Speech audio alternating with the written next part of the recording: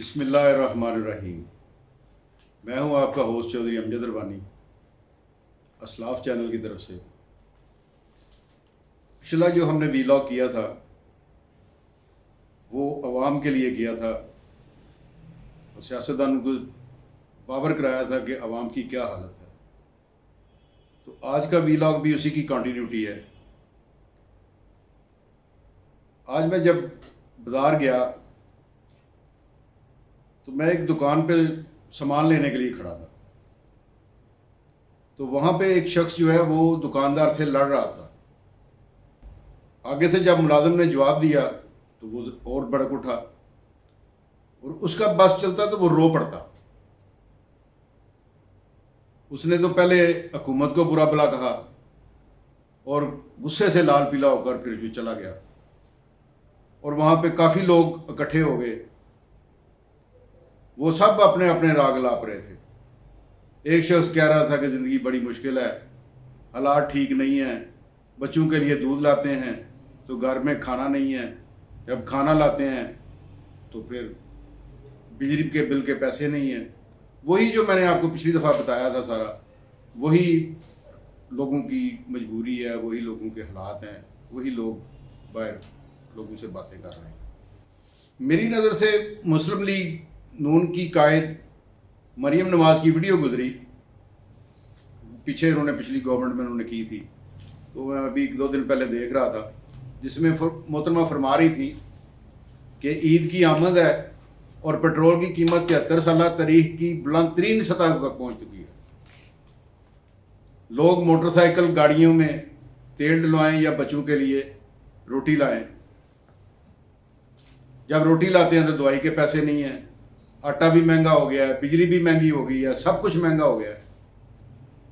वैसे मोहतरमा कहती तो ठीक थी, लेकिन वो उस वक्त की बात है जब तेल की कीमत 118 रुपये लीटर थी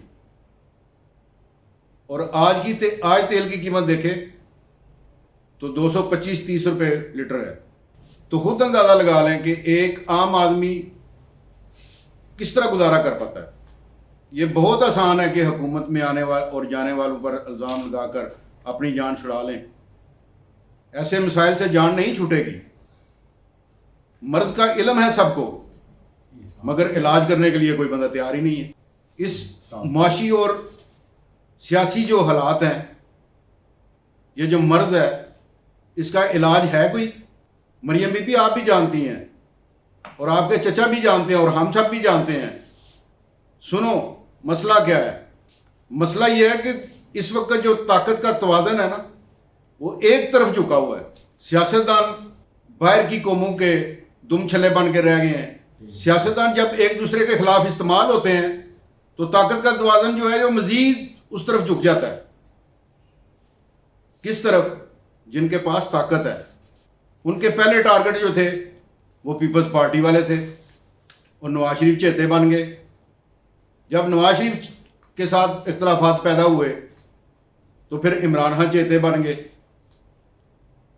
अब जब इमरान खान की भी ना चल सकी, उसके साथ जो बैसाखियाँ थी वो भी इस्तेमाल ना कर सका, तो फिर उसके बाद किसी और को तैयार किया गया। वो भी पता है आपको किसका है, वो शहबाज शरीफ साहब हैं जो इस वक्त सबके फेवरेट बने हुए हैं। तारीख में सब सियासतदानों को कठपुतलों की तरह नचाया जाता है और ताकत अपने पास रखी जाती है।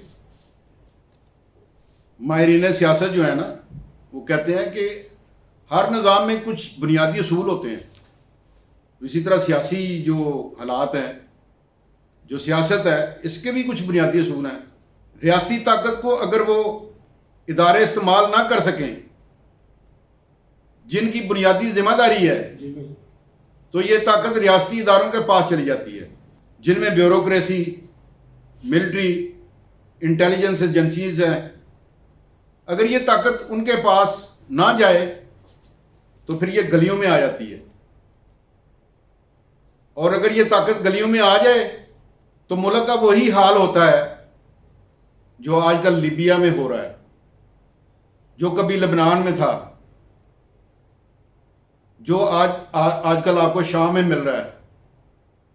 یا ابھی ریسنٹلی آپ نے سری لنکا میں دیکھا ہے. لوگ سمجھتے ہیں کہ آئین بن گیا تو سب کچھ ہمارے پاس آ جائے گا. سیاست جو ہے نا صرف آئین سے نہیں چلتی. نظام کو نظام کے مطابق چلائیں. اگر نظام کو نظام کے مطابق نہ چلایا جائے تو مسائل پیدا ہوتے ہیں. قائد اعظم اور لیاقت علی خان جب تھے اس وقت تو کوئی بحران نہیں تھا. اس وقت کوئی بحران تھا؟ اس کے بعد جب سیاستدان بنیادی ذمہ داری پوری کرنے کے علاوہ وہ اپنے ایک دوسرے کے ساتھ دستوں گریبان ہو گئے، صبح و شام جماعتیں بدلنے لگ گئے، تو عوام سے حاصل ہونے والی پارلیمانی طاقت کہیں اور چلی گئی. اب دیکھیں، پہلے بیوروکریسی مضبوط ہوئی، پھر سیکیورٹی اسٹیبلشمنٹ مضبوط ہوئی، اور اب حال یہ ہے کہ پاکستان ایک سیکیورٹی اسٹیٹ بن چکا ہے. پہلے یہ فوج کو کہتے ہیں جی کہ فوج جو ہے وہ اپنے ڈومین میں رہے، وہ ایک ریاستی ادارہ ہے، وہ اپنے ادارے کے طور پر کام کرے. جب وہ ادارے کے طور پہ کام کر رہا ہوتا ہے تو اس وقت پھر ان کو اپنی کرسی جب جاتی نظر آتی ہے تو پھر یہ اسٹیبلشمنٹ کی طرف یا فوج کی طرف دیکھتے ہیں اور ان کو بلاتے ہیں کہ جی آئیں جی آپ عمل دخل کریں. فوج کو تو آپ گھسیٹ کے لاتے ہیں، فوج کا تو اپنا کام ہے، فوج کے تو اپنے کام اتنے ہیں، وہ اس کے کام ختم ہی نہیں ہو رہے. وہ بارڈر پہ ذمہ داری پوری کر رہی ہے، وہ سیلاب میں ذمہ داری پوری کر رہی ہے، وہ آپ کے دوسرے علاقوں میں ذمہ داری پوری کر رہی ہے. فوج کے پاس اتنا ٹائم نہیں ہے. یا فوج اس لیے نہیں ہماری کہ وہ آپ کے سیاستدانوں کے مسائل حل کرتی رہے. فوج کے پاس اپنے بڑے کام ہیں کام کرنے کے لیے. آپ فوج کو خدارہ مت گھسیٹیں، ان کو مت بدنام کریں.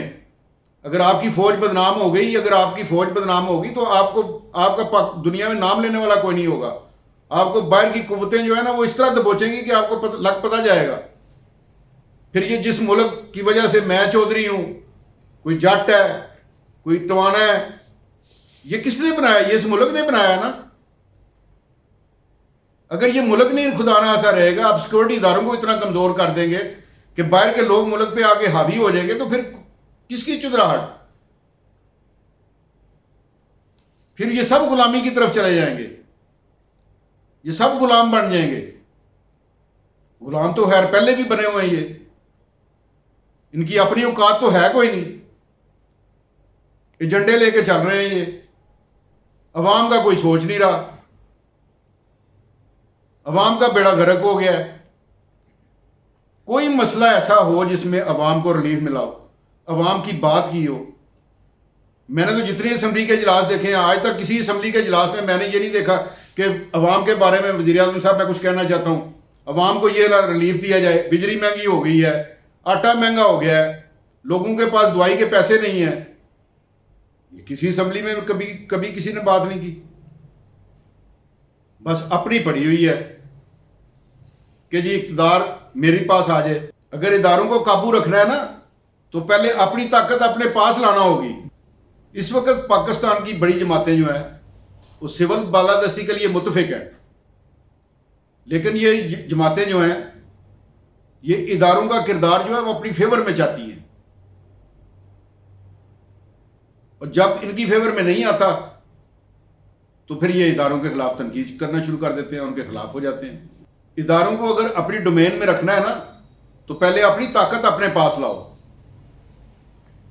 اپنی طاقت کی حفاظت کرو، اور جن سے آپ کو یہ طاقت حاصل کرنی ہے نا ان کو عزت دو، جس سے آپ اپنی قوت پہ قابو رکھ سکتے ہیں. اور جو سیاستدانوں کی طاقت ہے وہ کون ہے؟ وہ عوام ہے. اور سیاستدانوں کی طاقت جو ہے وہ عوام ہے. اور سیاستدان آج بھی استعمال ہو رہے ہیں.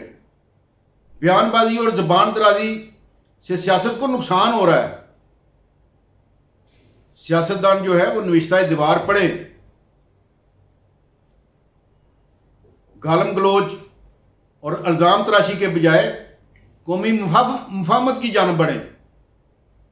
پاکستان کے لوگ ایک دوسرے کو گالیاں دینے، الزام تراشی کرنے کے لیے منتخب نہیں کرتے آپ کو، اس لیے منتخب کرتے ہیں کہ حالات بھی بدلیں. سیاستدان جتنی مرضی خوشنما تقریریں کر لیں، یاد رکھیں عوام نہیں تو ملک نہیں، اگر ملک نہیں تو ہم بھی نہیں۔ بس کیجئے، اب زندگی جو ہے نا وہ سسک رہی ہے، درد جو ہے وہ لاوے کی طرح پک رہا ہے، اور جب یہ لاوا ابل کر باہر آ گیا نا تو پھر یہ نہ آپ کے کام یہ پیسہ آئے گا، نہ یہ وزارتیں آئیں گی، نہ یہ پروٹوکول آئے گا، کچھ بھی نہیں آپ کے اسے آئے گا۔